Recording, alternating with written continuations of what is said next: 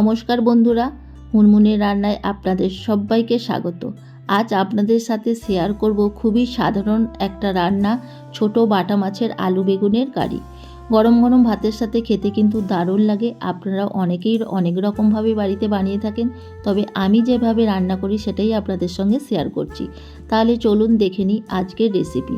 বাটা মাছের কারি বানানোর জন্য আমি এখানে বাটা মাছ নিয়েছি। বাটা মাছ খুব ভালোভাবে ধুয়ে পরিষ্কার করে নিয়েছি। ওর মধ্যে দিয়ে দিচ্ছি স্বাদ অনুযায়ী লবণ, আর দিয়ে দিচ্ছি হলুদ গুঁড়ো, দিয়ে দিচ্ছি হাফ টিস্পুন লঙ্কার গুঁড়ো, দিয়ে বাটা মাছের গায়ে ভালোভাবে মাখিয়ে দিচ্ছি। নিয়ে 10 মিনিটের জন্য রেখে দিচ্ছি। কি সবজি নিয়েছি একবার একটু দেখিয়ে দিই। নিয়েছি একটা টমেটো, লঙ্কা কুচি, পেঁয়াজ কুচি, আলু, আর নিয়েছি বেগুন আমি এইরকম সাইজ করে কাট করে নিয়েছি। আপনারা চাইলে যে কোনো শেপে কেটে নিতে পারেন।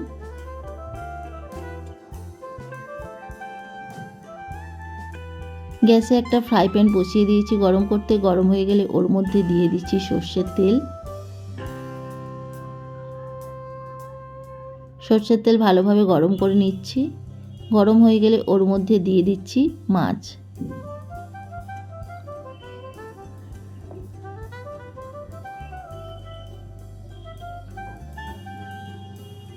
এক পিঠ মাছ ভাজা হয়ে গেলে উল্টে দিচ্ছি।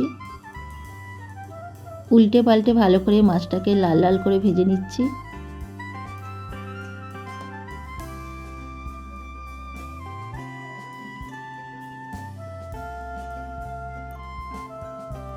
দেখুন বন্ধুরা, আমি মাছটা খুব ভালোভাবে ফ্রাই করে নিয়েছি। এবার তুলে নিচ্ছি।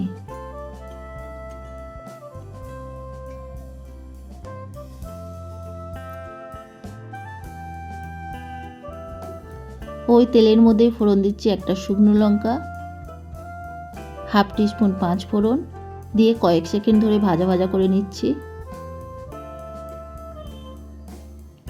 কয়েক সেকেন্ড ধরে ভাজা ভাজা হয়ে গেলে ওর মধ্যে দিয়ে দিচ্ছি কেটে রাখা আলু, দিয়ে দিচ্ছি সামান্য লবণ আর সামান্য হলুদ, দিয়ে এটাকে ভেজে নিচ্ছি। খুব বেশি সময় ধরে লাল লাল করে ভাজার দরকার নেই, মোটামুটি 2 থেকে 3 মিনিট ধরে আলুটাকে ভেজে নিচ্ছি। 2 থেকে 3 মিনিট ধরে দেখুন বন্ধুরা, আলুটাকে ফ্রাই করে নিয়েছি।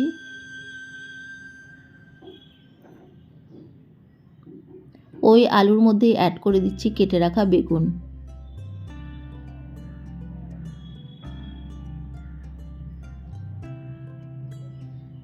আলু আর বেগুন 1 মিনিট ধরে কষে নিচ্ছি।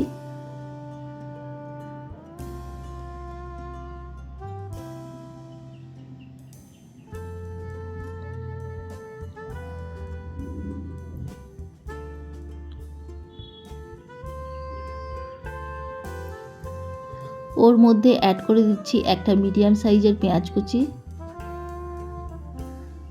দিয়ে দিচ্ছি একটা ছোট সাইজের টমেটো কুচি, আর দিয়ে দিচ্ছি বেশ কিছুটা লঙ্কা চারা। আপনারা ঝালের পরিমাণটা কম বেশি বাড়িয়ে নেবেন। দিয়ে দিচ্ছি সামান্য লবণ, দিয়ে ভালোভাবে এটাকে কষে নিচ্ছি। 1 মিনিট ধরে নাড়াচাড়া করে নিচ্ছি। 1 মিনিট ধরে এটা নাড়াচাড়া করে ঢেকে এটাকে ভেজে নেব।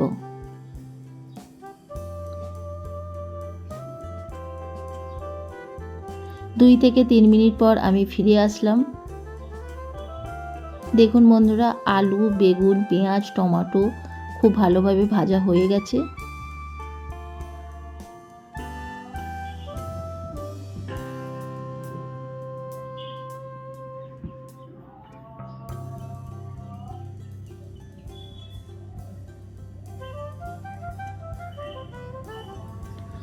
ওর মধ্যে অ্যাড করে দিচ্ছি 1 টিস্পুন আদা আর রসুন পেস্ট, দিয়ে দিচ্ছি হাফ টিস্পুন হলুদ গুঁড়ো, হাফ টিস্পুন লঙ্কার গুঁড়ো,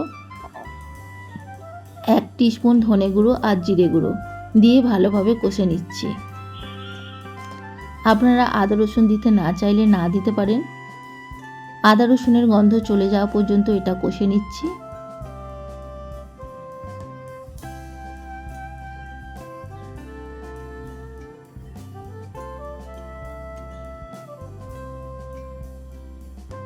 কষে নিয়েছি, ওর মধ্যে অ্যাড করে দিচ্ছি জল।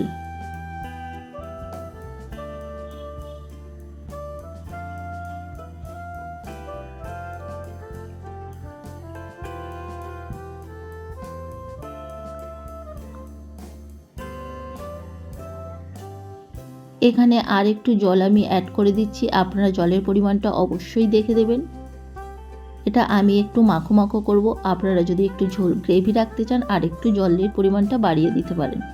ভালোভাবে মিশিয়ে দিচ্ছি, ঝোলটা ফুটে গেছে। ঝোলটা ফুটে গেলে ওর মধ্যে দিয়ে দিচ্ছি স্বাদ অনুযায়ী লবণ আর দিয়ে দিচ্ছি স্বাদ অনুযায়ী চিনি। চিনি দিতে না চাইলে আপনারা না দিতে পারেন। ভালোভাবে মিশিয়ে নিচ্ছি।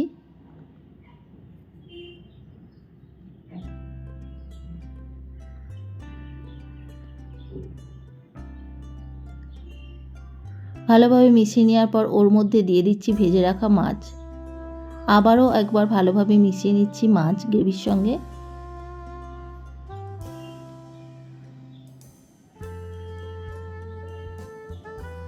ওর মধ্যে দিয়ে দিচ্ছি বেশ কিছুটা ধনেপাতা কুচি, দিয়ে এটাকে 3 মিনিটের জন্য ঢেকে দেব।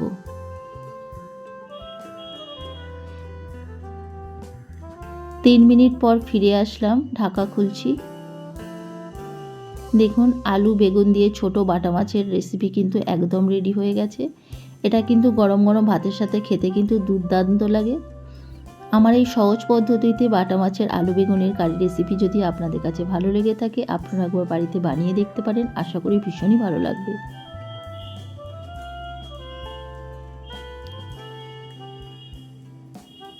এটা রান্না করতে কিন্তু খুব বেশি সময় লাগে না, খেতে কিন্তু দুর্দান্ত হয়।